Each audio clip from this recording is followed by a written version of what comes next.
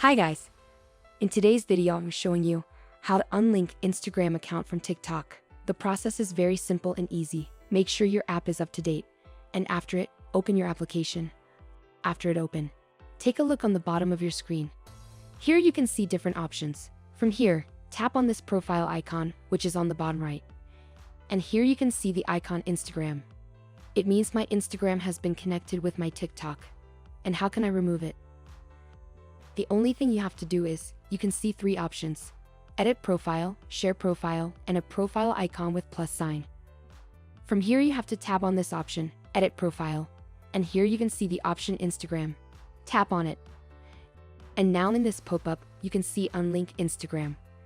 Your Instagram link will be removed from your profile. Tap on the option confirm. So as you see, my Instagram has been unlinked with my TikTok account. So it was primary way by which you can unlink your Instagram account with TikTok.